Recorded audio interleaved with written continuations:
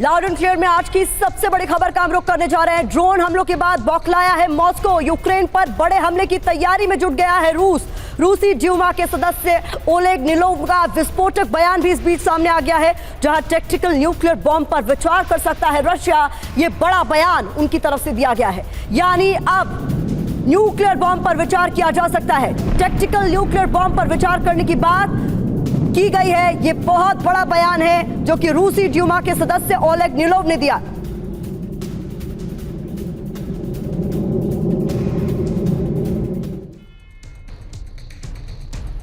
यहां आपको बता दें, यूक्रेन ने कल मॉस्को में सबसे बड़ा ड्रोन अटैक किया था। इन हमलों के बाद रूस से कड़ी प्रतिक्रिया, रिएक्शन सामने आ रहे हैं। पहले आपको बताते हैं कि रूसी ड्यूमा के सदस्य ओलेग निलोव ने क्या कुछ कहा है, ताकि आप समझ सके कि अब कुछ बड़ा होने वाला है। और वो बड़ा क्या होगा ये भी बताएंगे आपको। ड्रोन अटैक न्यूक्लियर तूफान लाएगा। ओलेग निलोव, जिनको आप यहां देख भी रहे हैं, इनकी तरफ से क्या कहा गया है ये आपको समझा रहे हैं। टैक्टिकल न्यूक्लियर हथियार लंबे समय तक गोदाम में नहीं पड़े रह सकते। ये बहुत बड़ी बात, बहुत बड़ा बयान इनकी तरफ से दिया गया है। रूस बदला लेने के लिए सभी विकल्पों पर विचार करेगा। ये बड़ा बयान इनकी तरफ से दिया गया है, यानी अब टैक्टिकल न्यूक्लियर वेपन्स का इस्तेमाल रशिया की तरफ से किया जा सकता है। इसको लेकर खुद रशियन डूमा की तरफ से जो सदस्य हैं उनका बयान सामने आ गया। मॉस्को पर ड्रोन अटैक आतंकवादी स्टेट यूक्रेन ने किया है, यह भी इनकी तरफ से कहा गया है। साथ ही ड्रोन हमलों के बाद रूस चुप नहीं बैठेगा। ये बयान के इनके मायने हैं, ये समझाने की कोशिश हम कर रहे हैं कि अब आगे क्या हो सकता है।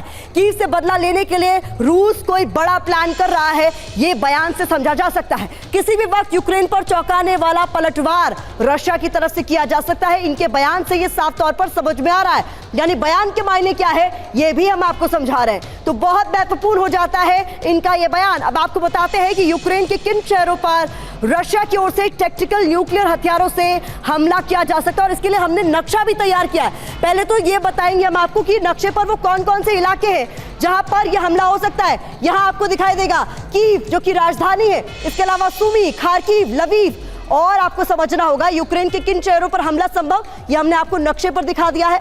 और क्यों टारगेट किया जा सकता है ये समझना आपके लिए और भी ज्यादा महत्वपूर्ण है। तो बता दें कि यूक्रेन के पावर सेंटर शहर हैं ये सभी, ये चारों यूक्रेन के पावर सेंटर शहर हैं। यूक्रेन की अर्थव्यवस्था इन्हीं 4 बड़े शहरों से चलती है, और अगर इन पर हमला होता है तो क्या होगा, न्यूक्लियर अटैक यूक्रेन का हौसला तोड़ देगा, ये साफ माना जा रहा है। तो रशिया की बड़ी प्लानिंग अगर इन 4 शहरों पर किसी भी तरीके से न्यूक्लियर टैक्टिकल न्यूक्लियर वेपन्स का इस्तेमाल होता है तो यूक्रेन को बड़े स्तर पर नुकसान पहुंचाएंगी, ये साफ हो गया है। नक्शे के जरिए एक बार फिर से इन इलाकों को देख लीजिए।